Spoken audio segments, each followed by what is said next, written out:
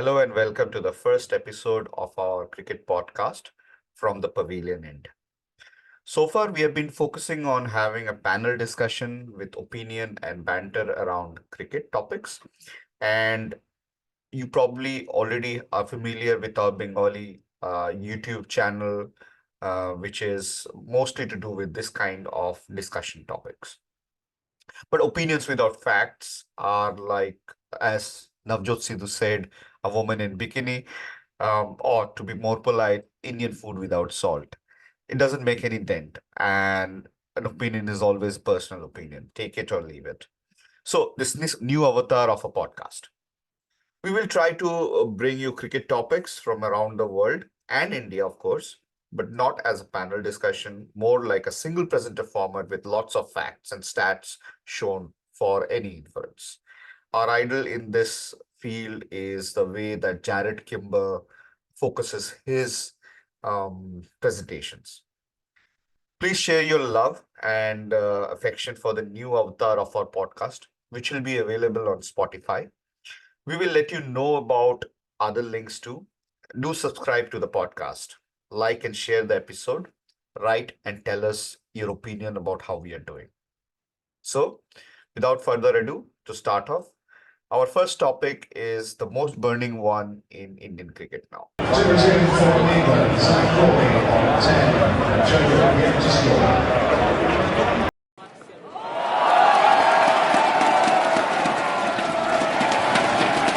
Now, Rohit and Virat are the two foremost batsmen in T20I cricket. Number one and number two run scorers in T20I all time. Rohit's 4 centuries are a joint world record. Virat is the only one with over 4,000 T20I runs. There are records galore. Still the only player to maintain an average over 50 in T20I, despite playing only 100 innings, over 100 innings. Together, they have also hit the most 50 plus scores as we record now. In the last 2 years, they have played T20 since the pandemic. Rohit has hit 424 runs at 150 strike rate and 656 runs at 134 strike rate. And Kohli, who had a form slump since 2020, hit only 299 runs in 2021 at 132 strike rate, but upped that with 781 runs in 2022 at 138. Even when you look at the Indian batsmen in those 2 years, when we had two ICC T20 tournaments, only Surya Kumar Yadav crossed 1,000 runs, along with Virat and Kohli. The fourth, at a far, far way distance, is Hardik Pandya, and KL Rahul is even further away. Shreyas Iyer did hit at 140 strike rate, but only could score 600 runs, 600 odd runs. We can fairly say that in the 2 years before they were dropped or they were rested, Virat Kohli and Rohit Sharma were amongst the top three T20I batsmen from India.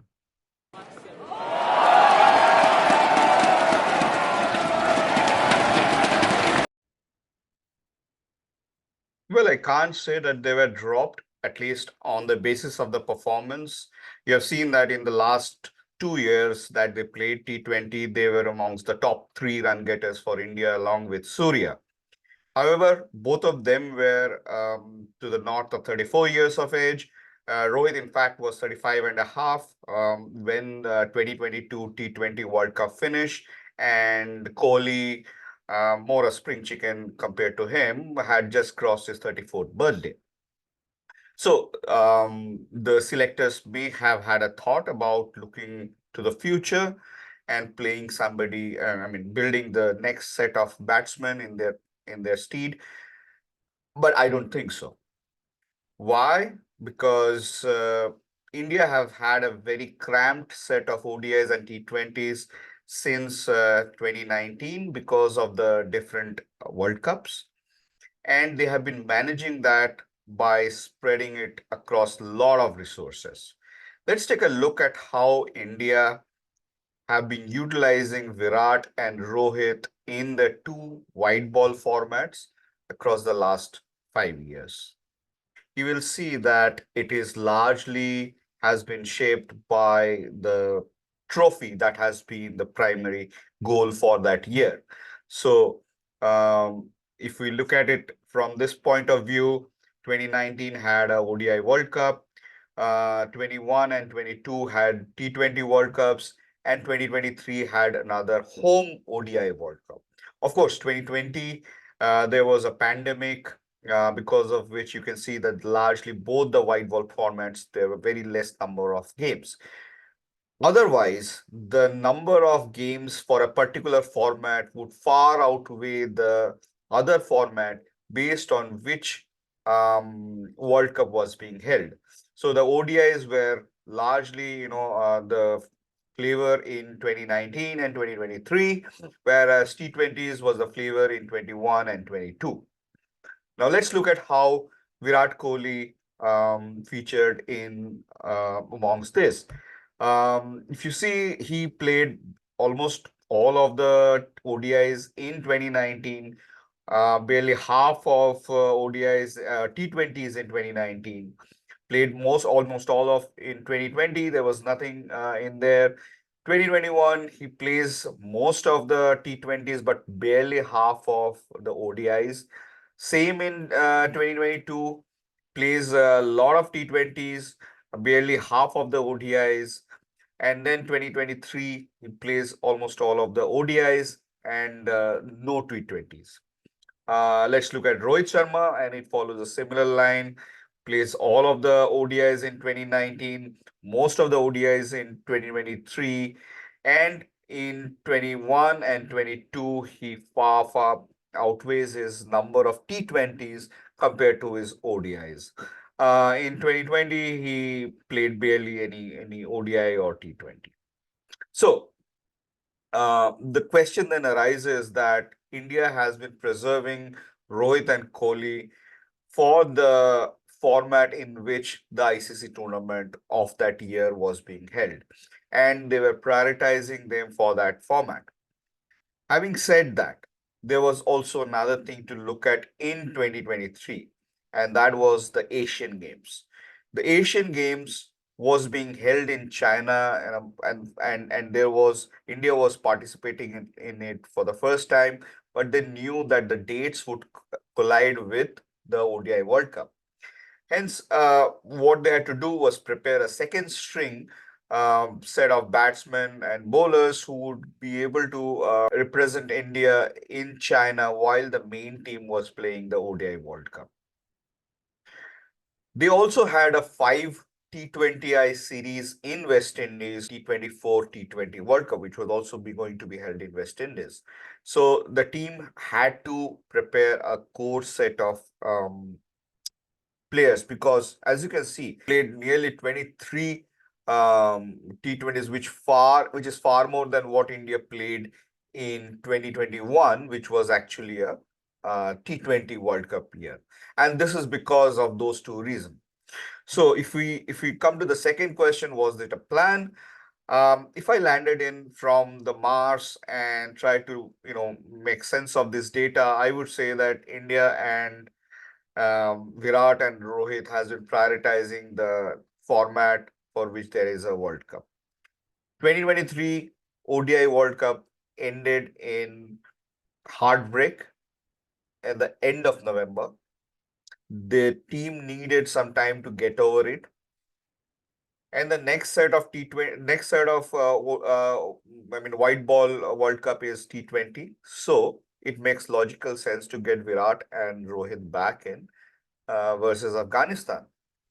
Not only that, the team that played in our Asian Games or went to West Indies, that is our future core. That may not be the current set of players who we would bank upon to go and win a World Cup. Rohit is 36 and a half, and Kohli has just passed his 35th birthday in November. So one would say that they still have at least a T20 World Cup in them, which is barely 6 months away. After all, when Jayawardena, uh, Dilshan and Sangakkara won the T20 World Cup in 2014. Sangakkara was the youngest at 35. Jayawardene was 36 and Dilshan was close to 37. And they had won it after losing four straight ICC World Cup finals, two of them T20, one of which was at home, and two of them ODI. So it's not beyond imagination to just say that Kohli and Rohit are too old to be included in the T20 team. But then again, nobody from BCCI actually said that there is a plan. Nobody said that this is how we are going to do it. No selector came forward. There was no comments from either Rohit or Kohli also in terms of how they were taking their T20 future. And that is where all of this planning and all of this rumors came up that India has moved on, or that India need to move forward from Rohit and Kohli. But once they were called back to the T20 team for Afghanistan, in absence of Hardik Pandya and Surya Kumar Yadav, who were injured and absent, all hell broke loose.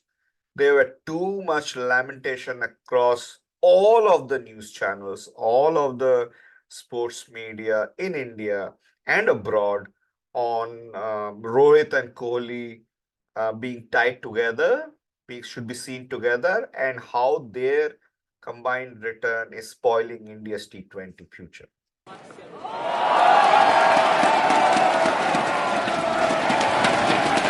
The uproar in the media was incredible for two cricketing icons who still are in their mid-30s, and possibly there could be an explanation for why they were coming back and for the long-term future of in the T20 team.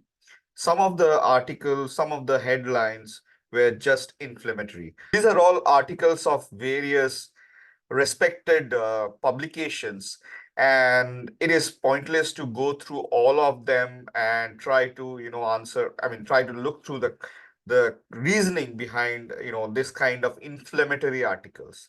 Of course, somebody like Akash Chopra is just fishing in muddy waters if he says that KL Rahul, who was a distinct fifth in terms of the runs scored, like we showed in the last 2 years that he played T20 cricket, should have been called back just because Rohit and Kohli, who were amongst the top two and who were amongst the only three members who had scored more than 1,000 runs, have been called back.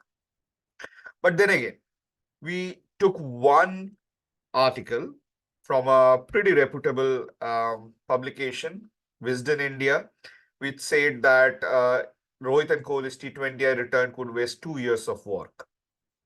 And for this, we looked at some of the reasoning that have been provided in the article, reasoning within quotes, of course, and try to see if there is any truth to it, or it might be the ignorance of the author, or is there some other hidden agenda behind that?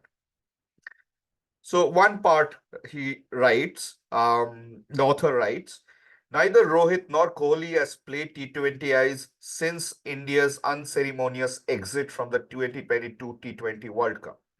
At that ill-fated semi-final, Rohit made 27 and Kohli 50. Between them, they used up 68 balls out of the maximum possible 120.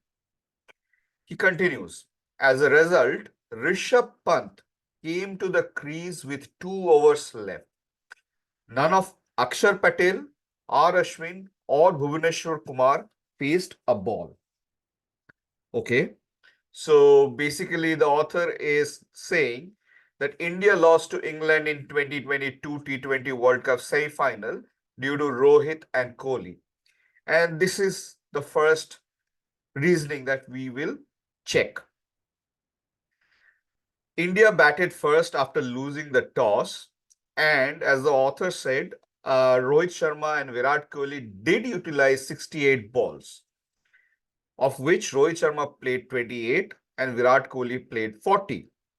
But then when even an amateur analyst, cricket analyst like me would look at this scorecard, I would not combine Rohit Sharma with Virat Kohli. Rather, I would combine Rohit Sharma with Surya Kumar Yadav and Rishabh Pant. Why? Because between the three of them, they played 42 balls to score 47 runs. India finished up with 168 runs out of 20 overs, which means that between Rohit, Surya, and Rishabh, they could score 28% of the total runs, utilizing 35% of the resources. Of these three, Rishabh Pant was playing only his second match. He was in again, out again, in again, out again kind of situation because the team management, for their incredible creativity, was preferring Dinesh Karthik over Rishabh Pant. Now, look at some of the other things. For example, Rohit Sharma's 28 balls, he hits 4 fours. So that means he scored 16 runs out of 4 balls, and the remaining 11 runs came out of 24. Surya Kumar Yadav hits 1 6 and 1 4 out of his 10 balls, which means he scored 4 runs out of the next 8 balls. Rishabh Pant scores 6 runs, of which one was a 4, which means he scores 2 runs out of the next 3 balls. When you are talking about T20 match, even a ball is an event. So every ball becomes very important, and that is why the author is talking about resources and so many things. Now, if we are analyzing a little bit further here and take out the boundary shots, then we see that these three players scored 10% of their runs, utilizing 29% of the resources. 10% of total runs. Is that the reason for India's loss? Maybe, maybe not. But definitely Virat Kohli, who scored 30% of the runs using 30% of his resources, was not the reason for that. Instead, the author mentions that Rishabh Pant came to the crease with 2 overs left and he didn't utilize those 2 overs. He also mentions Akshar Patel, R. Ashwin, and Bhuvaneshwar Kumar did not face a ball, as if that would have changed anything in that match. Just for our readers' information, this was the performance of those players that he mentions in that tournament. Ashwin was the only one who was hitting more than a run a ball, and he had hit 21 runs out of the 18 balls that he had faced.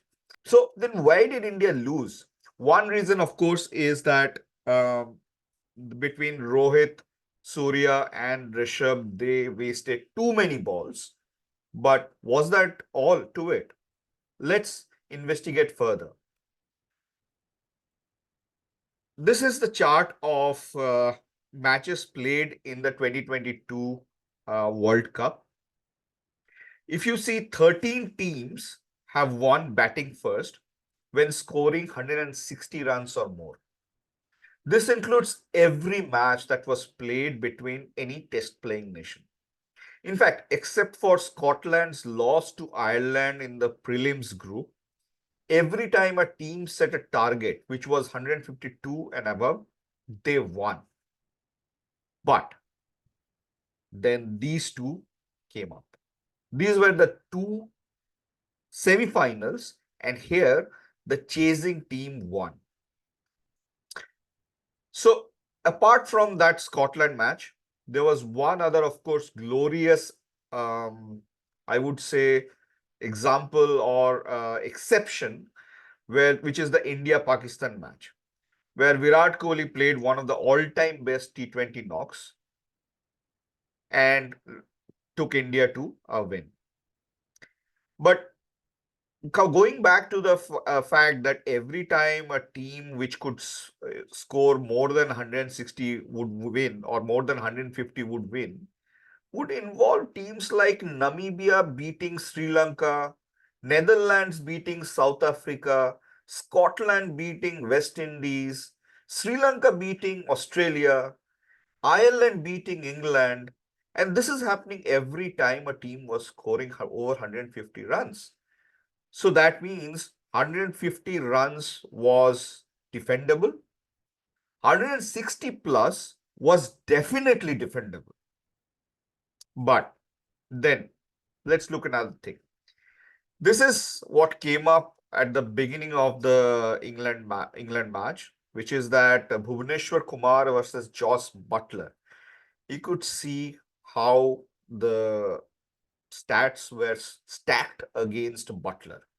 Bhuvi had to just put it in place, and probably he would have, Butler, and that would be the start of it.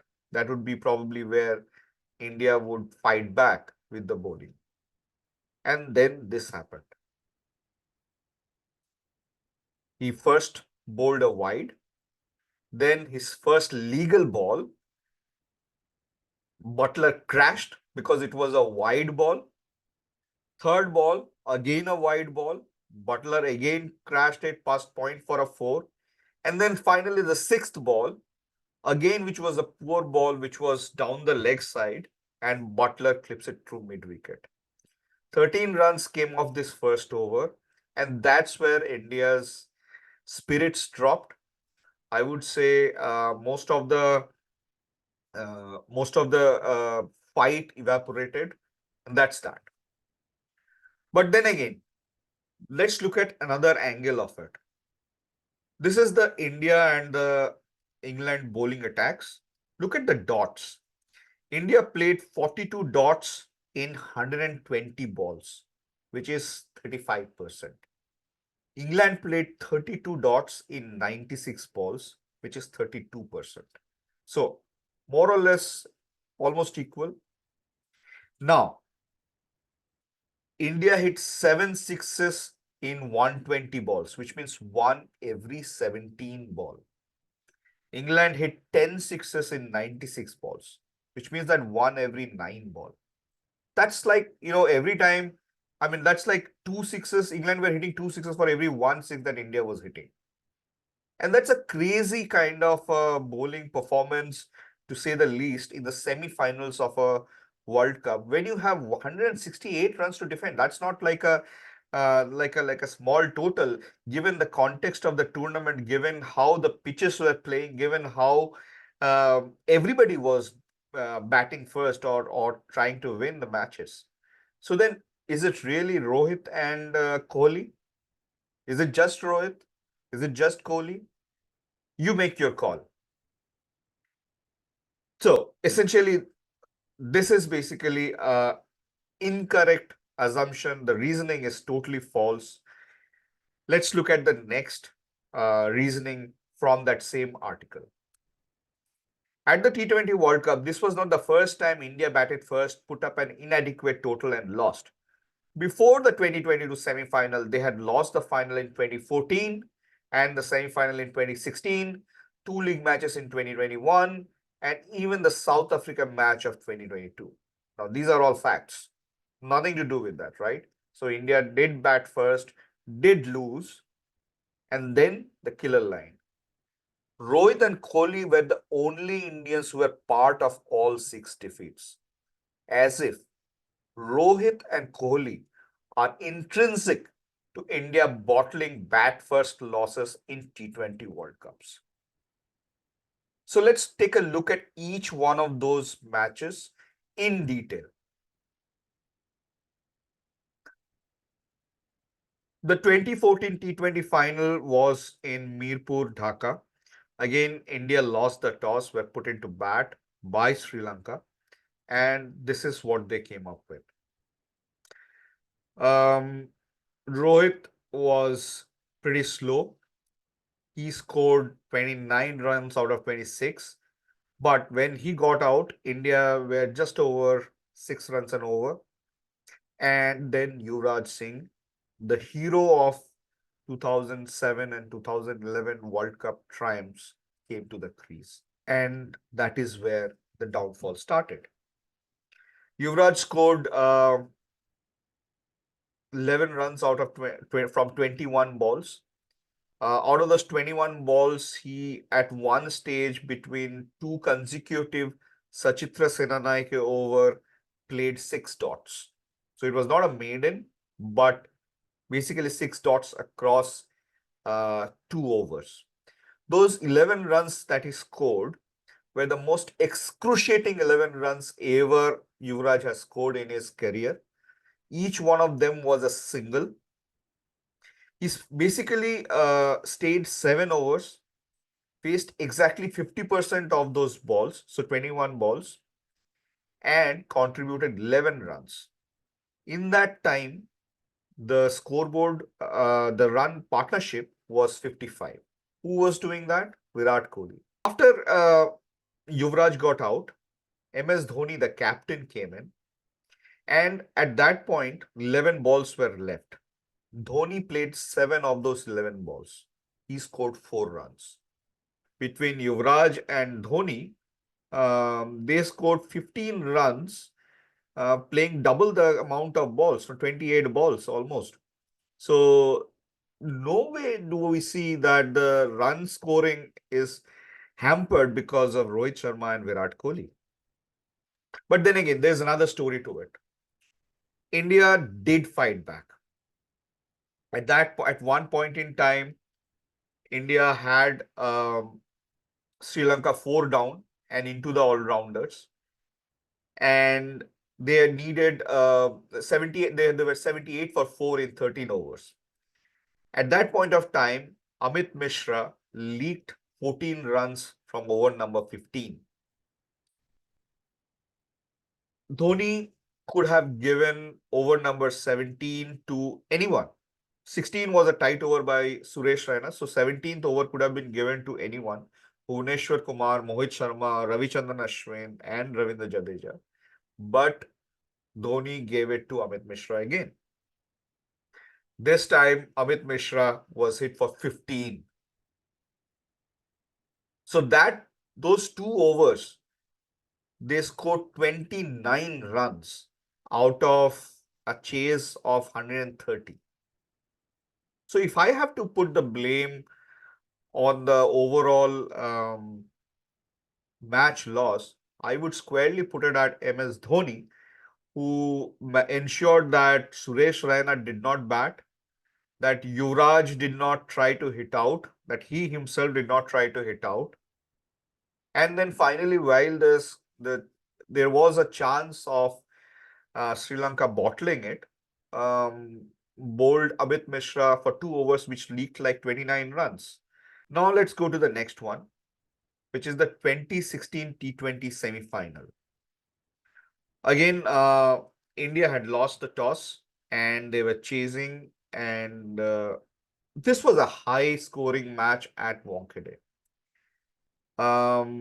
Anyone who batted more than 9 balls in this match had a strike rate of 169, or basically 15 runs per 9 balls.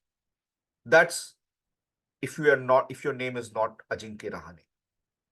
Rahane scored 40 runs of 35 balls at a strike rate of 114. If he had followed that average strike rate of 169, not even over that, just followed that, Rahane should have scored 59 runs. That's a matter of 19 runs more. Remember when Kohli started the last over against West Indies, in that the 20th over was bowled by Virat Kohli. At that point, he had 8 runs to save. Add those 19 runs and West Indies would have needed 27 to win. That could have made all the difference. But was that all? Let's look at it from another perspective. The hero of the West Indies innings was Simmons. Lendl Simmons played 51 balls, scored 82 runs. But in the 7th over, Ashwin had got Simmons out by a catch from Jasprit Bumrah. But Ashwin had overstepped. It was a no ball. At that point in time, Simmons was 18 of 13 balls. That's not all. There was another incident in the 15th over when Hardik Pandya had Simmons out of another no ball. And at that point, Simmons was 50 runs off 35 balls. So he would go on to hit another 32 runs in the next 16 balls. Can you blame Rohit and Kohli for this defeat? I can't.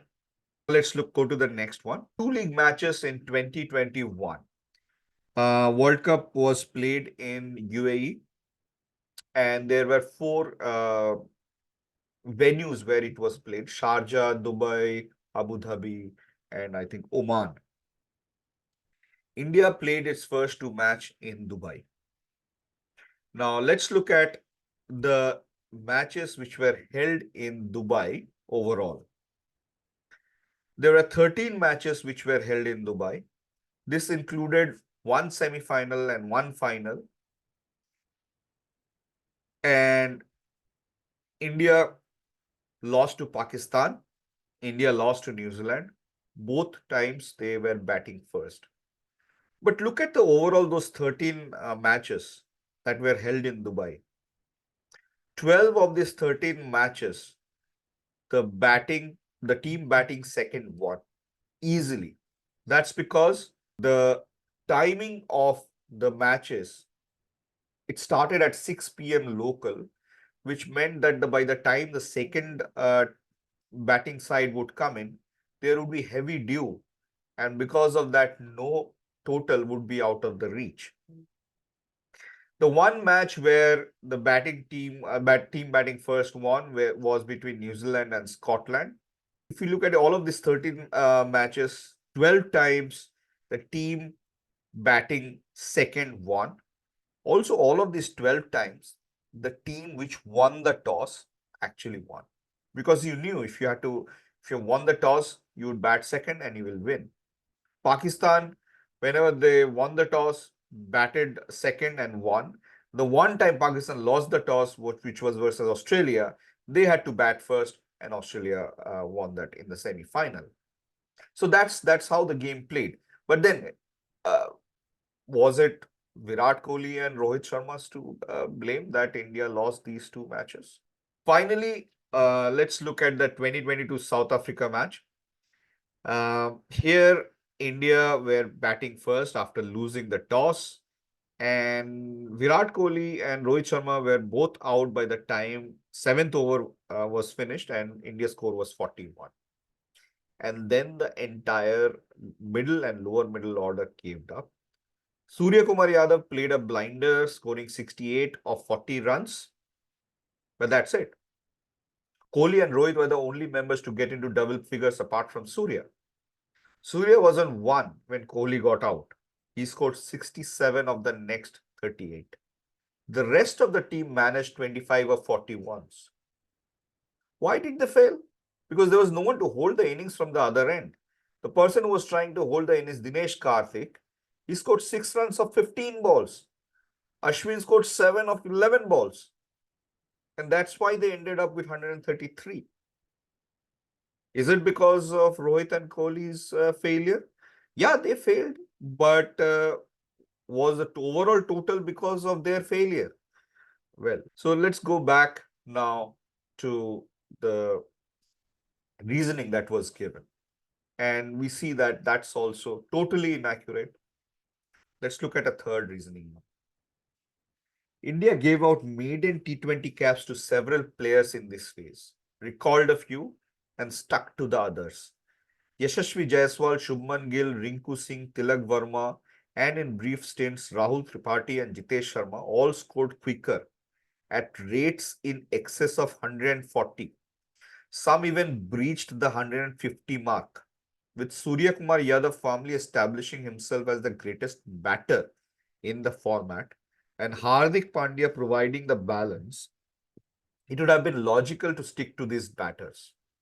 Now, I have multiple issues with this. First of all, he's saying that there are options which are better, and those better options are not being tried. We'll take a detailed look at that. Second thing, he says that Surya Kumar Yadav is the greatest batter, or the GOAT of this format. We will take a look at that also. Thirdly, he's saying Hardik Pandya provides balance, but then he doesn't know whether Hardik Pandya will be fit enough to return for the IPL and this World Cup, let alone provide the balance. So we are not sure about Hardik Pandya, but let's look at the other two. So the question that we are trying to check is the alternates are doing great and Surya is a GOAT. So when the alternates are doing great, let's check at the openers.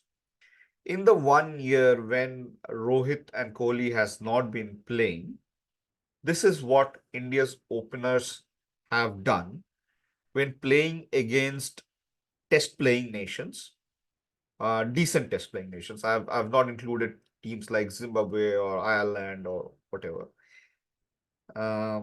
And where they have batted at least 5 times in the opening positions. This is indeed impressive, like the author mentions. Ruturaj Gaikwad has over 150 strike rate. Jaiswal has over 150 strike rate. Gill striking very close to 150.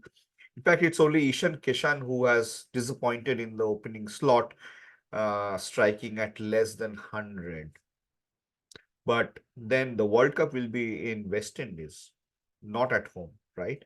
So let's look at how these players do when they are batting outside of home. And our circle is very small because Rituraj and Ishan Kishan have not batted 5 innings outside India. So let's go with Jaiswal and Gill then. Jaiswal clearly has had a very stupendous start to his career. He is striking at 142, has scored 150 runs in the 6 innings that he has batted. Of course, more than half of those runs came in 1 innings only, but then he has scored 250s. He's also scored 2 ducks. Very, you'll always have to, keep these things in mind. Shubman Gill is absolutely pedestrian when he is playing outside India. He is striking at 118. He has scored 110 runs in 7 innings, of which 77 has come in just one match, and he too has been out for a duck once. So then let's look at how Rohit was performing abroad in the last year of the year when he was playing T20s. He played 17 matches, which was in away or neutral venues. He was striking at 137, 36.89 or 137, and scored 423 runs, which is distinctly superior to Shubman Gill's performance abroad. So genuinely, if I have to pick two openers, Rohit Sharma and Yashasvi Jaiswal would come into the team. Let's go to the next set, which is the number 3 batsman. And here, alternates that we see are Surya Kumar Yadav, who has played the most. 7 matches, 297 runs, 1 century, 250s. He has been, a class apart. And then there are two other interesting names, Tilak Verma and Rahul Tripathi. Tilak Verma scores at 158 strike rate. Rahul Tripathi scores at 144 strike rate. Even though the total run scored is pretty small, but the strike rate is pretty impressive. Let's do that same thing and put the marker of how they're doing when they're playing away from India. And the issue here becomes that none of them have batted more than 5 innings outside India except for Surya Kumar Yadav. Now, Surya Kumar Yadav can play number 4 also. So let's take Surya Kumar Yadav out, or let's lower our qualification criteria and let's take at least 3 innings for the qualification. 3 innings played outside of India. And then we see that Tilak Verma's name comes up. Tilak Verma scores 91 runs at 175 strike rate, which looks very appetizing. But 55 of those runs came against Bangladesh in the Asian Games in China, while they were chasing a total of 95. Take that out, and he scores 36 runs in 26 balls, which is a strike rate of 138. And that is distinctly same or similar to what Virat Kohli was striking at when he was playing it in 2022 outside of India. He scores 584 runs at an average of 73, strike rate of 141. So I don't see how Tilak Verma can be an alternative. Surya Kumar Yadav can be an alternative though. If Kohli is opening, then Yadav can play 3. If Kohli is number 3, then Yadav can still slot back into number 4 because Yadav has played in number 4, scored a lot of centuries also at number 4. I have nothing against Surya Kumar Yadav. I think he is a brilliant batsman. I think he is one of the freaks of batting. He innovates. He's creative. He's fearless. His overall T20I record is phenomenal, to say the least. He has a strike rate of 171.55, which is unprecedented, which cannot be. I mean, anybody's playing more than 50 matches, that is the maximum strike rate. The total number of centuries he has hit, he along with Rohit Sharma is at the top of that list. He could be one of the all-time best, but is he really the all-time best at this point of time? Is he really a GOAT? Should we call him a GOAT? Let's look at it a little bit more. So, how does Surya perform under pressure in a pressure match? What is the most pressure match that Indian team encounters? I would say versus Pakistan, and of course in the knockout stages. So let's look at those two angles. Surya has played 4 matches against Pakistan, and 4 is not a small number. In those 4 matches, he has scored 57 runs of 46 balls for a distinctly, underperforming 123 strike rate. He has hit only 1/6 of those 46 balls. Has screwed up every time that he has played Pakistan. Remember, India will be playing Pakistan in the T20 group stages. So I would not, based on the statistics that I see here, I would not bank on Surya to get India over Pakistan in that match. The next one is, of course, knockout matches. He did play one knockout match. That was the 2022 World Cup semi-final, and we all have seen what he did. 14 runs of 10 balls, where he scored 1/6 and 1/4, which means he played 8 balls for 4 runs. And it was his performance, or rather his non-performance, which meant that India did not go on to score maybe 180 or 190 or 200. He could be improving those things in near future. But as of now, the statistics do not give a rosy sight. Now let's come to the domestic front, maybe in international front, because he has just played one match. It could be just a small sample. Let's look at the domestic front. Since his India debut, he has played 3 IPLs. 3 IPLs is a long time. In 2021, he could not make MI qualify for the knockout. Not only that, he scored 317 runs in the league.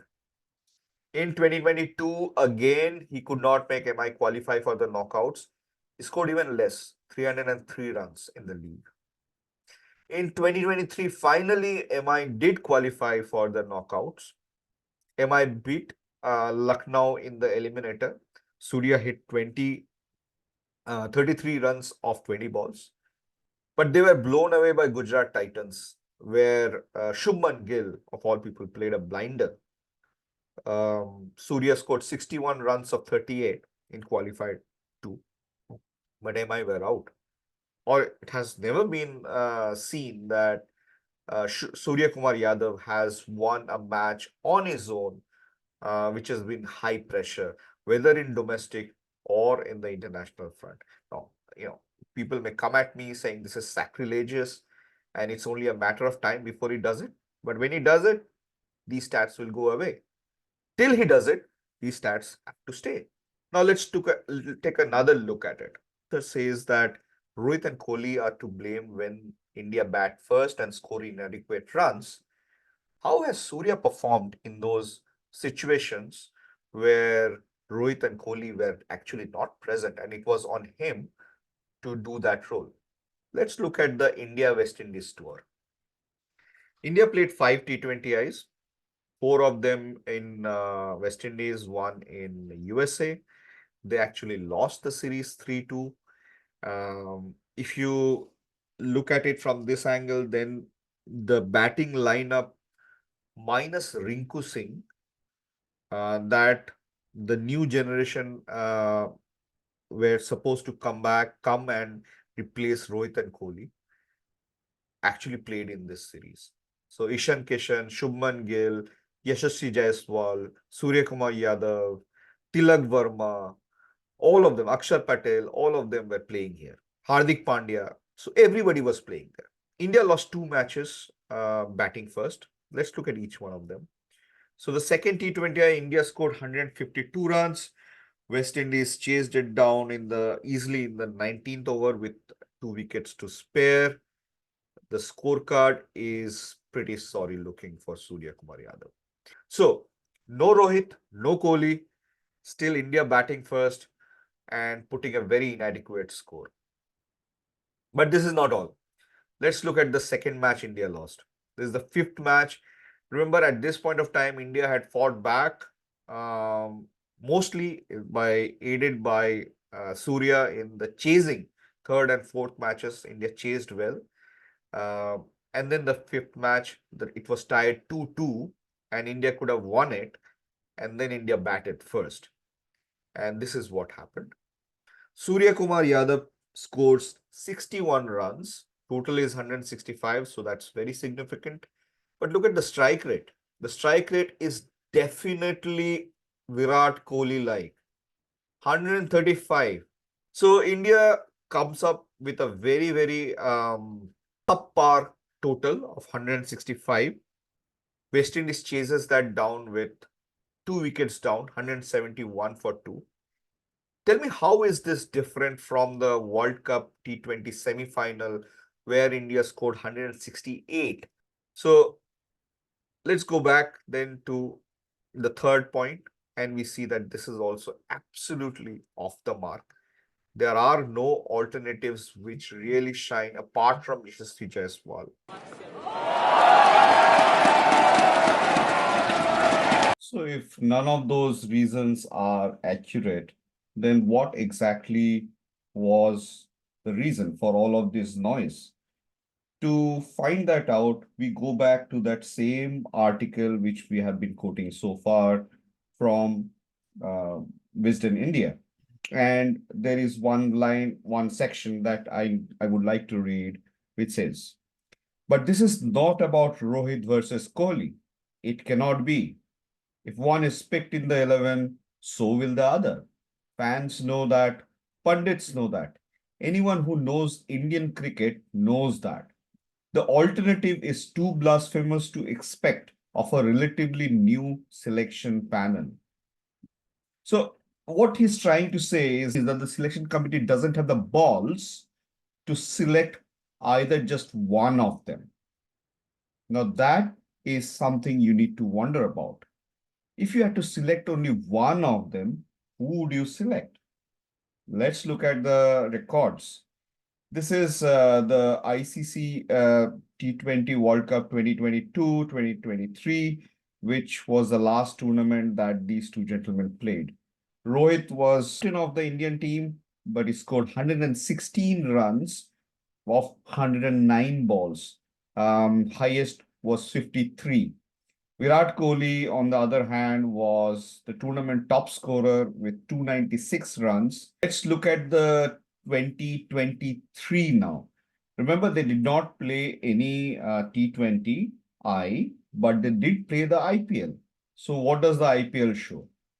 In the IPL in 2023, again, Virat Kohli is fourth on the top of the run scorer list with 639 runs. Rohit Sharma scores 332 runs, playing 2 matches more, 16 matches. Definitely, from the naked eye, it seems that Virat Kohli has had a much better World Cup, has had a much better IPL. Let's put it into action. Performance in the last 3 years. 2021, there was a T20 World Cup. 2022, there was a T20 World Cup. 2023, they did not play any T20I, but did play in the IPL. And this is what we come up with. So Rohit is striking it more like at 152 in 2021 with a relatively modest, with a relatively good average close to 40. This is absolutely beast-like. And look at how he then falls down in 2022. It comes down to the strike rate comes down to around 134 point something, 35. And then in IPL, he strikes it even closer to 132. So there is a distinctive downward stretch to his performance. Kohli, on the other hand, remember he was going through a prolonged form slump in during the pandemic from 2019 onwards. So 2021, he starts off with a very high average, but a very modest strike rate of 134, which he then goes on to improve in 2022 as he strikes it over 138 and the average goes down. That's not a bad thing. Then in T20, in the year 2023, when he doesn't play any T20I, in IPL he strikes it even better at 139. So distinctively there is a performance graph that is going up. Now let us look at the performances of the other players in the 2023 IPL. Shubman Gill, of course, had a breakout year, scoring 890 runs, striking at 157. That was humongous. He also scored his first T20I 100. Yashasvi Jaiswal cemented his place in the T20 team. He strikes at 163 and scored 625 runs. Look at even Ruturaj Gaikwad. He struck at 147.5 and 590. What is common to all three? They are openers. But wait, Virat Kohli, who is fourth there, scoring 639 runs at nearly 140 strike rate, he was also playing as an opener. And as an opener, he was also averaging 53.25 with 2 centuries. So there are 4 openers in the top 8 who are performing way, way better than what Rohit Sharma is doing. This be all of these articles from various eminent cricketers and cricket journalists be an attempt to deliberately club Rohit Sharma with Virat Kohli just to ensure that Rohit gets into this T20I team. Because as we see, there are more danger to somebody usurping Rohit's place than anybody coming to Virat's place. The only person who could take over Virat's place realistically is Surya Kumar Yadav. But Surya Kumar Yadav can play, in all of the top 6 positions with equal panache. But there are so many different players who could come and take over Rohit's place. There are a number of contenders who can come in here. And furthermore, Rohit's captaincy has lost its charm. We have seen Hardik Pandya being the captain. We have seen Surya Kumar Yadav being the captain. So captaincy is nothing, huge here. So is this a ploy to tag along Rohit in the sense that it will lead to him being in the team because Kohli just because of his performances cannot be dropped. Whatever you are talking about Kohli in terms of uh, India losing or India not performing, we have seen all of them are totally agenda based. But this is from the Indian journalist or some of these agenda journalists. Is there actually a fact-based way to see whether Virat and Rohit stand up to the global metrics? That's what we'll check next.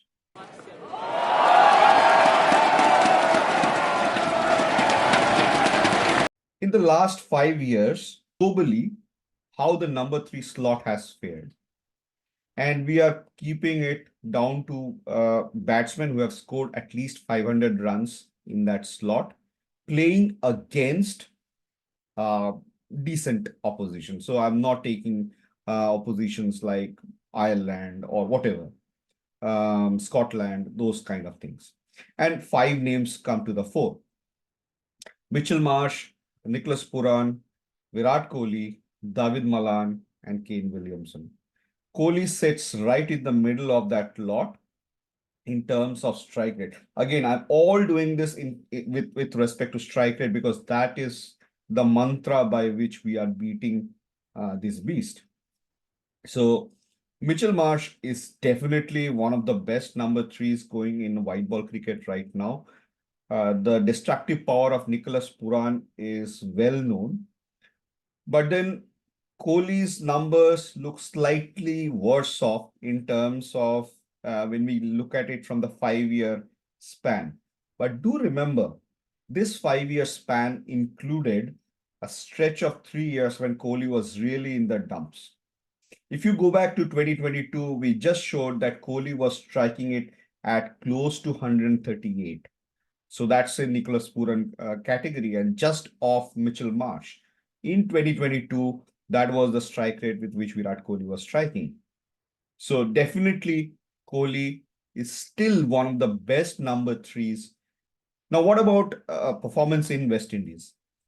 For this, we checked for number three slot in West Indies where the person has played at least 5 innings.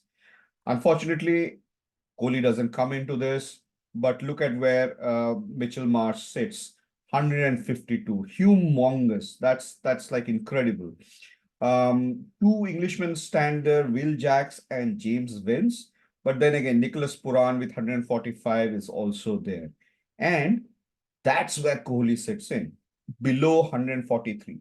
So if you look at it from a West Indies based performance perspective, then probably Virat Kohli is the fourth best number three amongst all countries.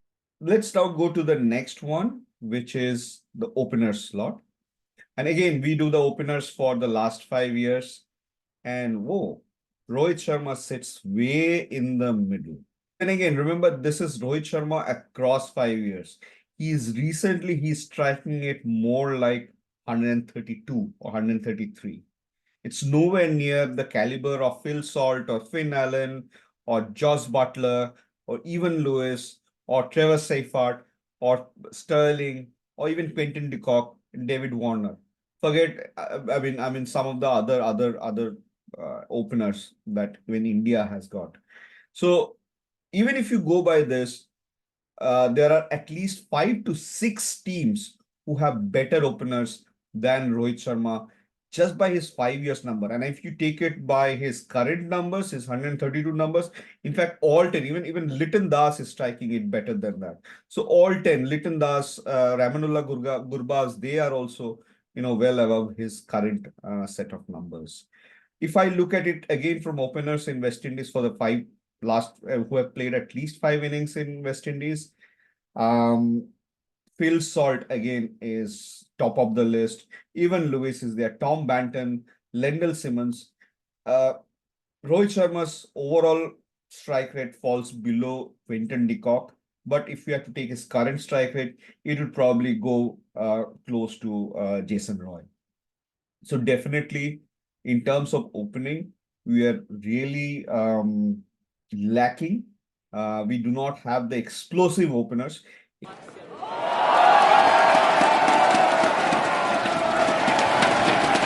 Before we conclude, let me request once more for you all to please share your feedback on this episode and subscribe to the channel. Please click on the like icon and share with your friends. Our work is guided by the feedback that you give. Now, onto the topic. India doesn't really have a great chance in the 2024 World Cup. And there are many reasons for that. Some of them are, top of them would be, according to me, absence of batsmen who can bowl or bowlers who can bat, injury to Hardik Pandya, lack of explosive openers, lack of a good left-handed batsman, too less gap between IPL and ICC tournaments in June. And of course, there is the historic nervousness in knockout rounds of ICC championships. If they can overcome all of this, then it will be a fairy tale story, just like it was for the Sri Lankans in 2014 after losing 4 ICC finals in 5 years.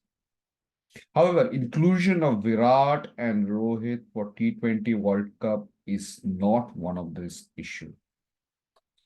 If you take it in isolation, then Rohit doesn't deserve a slot in T20Is, but Virat does.